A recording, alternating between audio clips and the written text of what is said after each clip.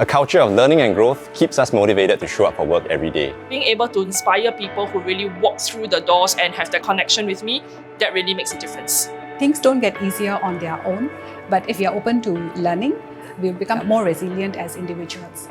It pays to be prepared because you never know when an opportunity comes your way. Snack good, do good. We want to make and deliver snacks that are healthy and that you actually want to eat. And at the same time, by snacking with us, you're helping to uplift lives. I think if we care about our employees, they will care about the customers, they'll care about the company, the purpose, the why of what they're doing. And I think that makes all the difference. Since we moved our workshop into Changi Prison Complex, we've hired over 200 inmates in collaboration with the Yellow Ribbon Project. The team is made up of people across a wide range of ages. So I think that the key is being able to find out who is good at what and putting them in a task that allows them to grow. Even in the workshop, from just manual packing, we put the guy to be a machine operator.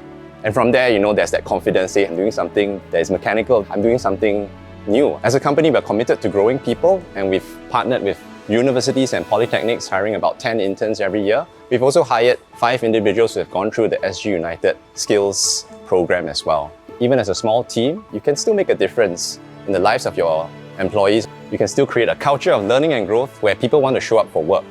And I think if more companies are able to do that, they will vastly improve the working lives of a lot of people.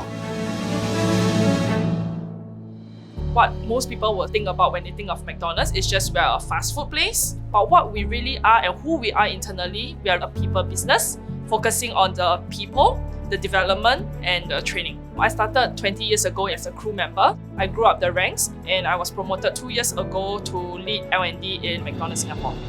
Being in L&D just really makes me feel that I can impact even more people, because now my impact is actually to the masses, not just to the cluster of restaurants that I'm managing. So at every level that we are at, there's a series of courses, workshops and milestones for each of our crew members and managers to meet. As compared to hiring talents from outside, building people from ground up is a better investment because they have already started with us right at the very beginning. They learn the ropes so much faster in a shorter time span.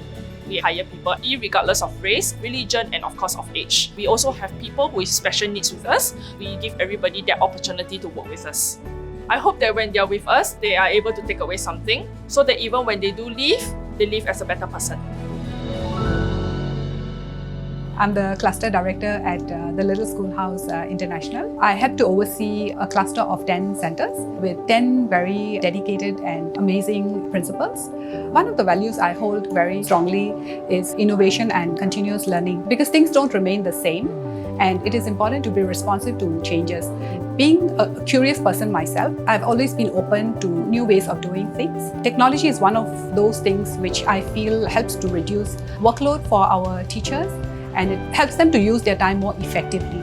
I get personal satisfaction from seeing some of our educators grow, and I believe I've played a role in mentoring them and supporting those who are ready to take on more responsibility.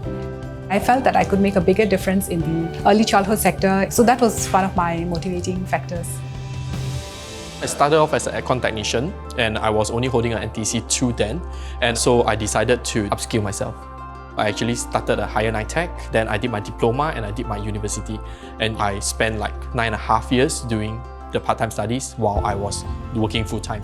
I think there are many occasions where I ask myself, is it really worth it with all these things that I'm doing? But I think there are a lot of motivations from family, looking at how I can be able to provide better for the family. I think upskilling does not necessarily mean promotion. It's really about being able to apply what you have learned into your work, and it's really that type of experience that is very important. Every time when I speak to my staff, I will tell them that this skill stays with you forever. It's really important for them to master the skills.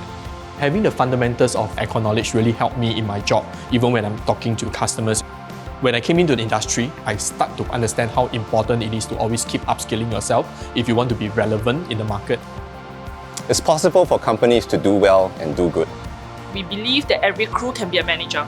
It is always important to be open to learning. You should never stop learning and always try to be a better version of yourself.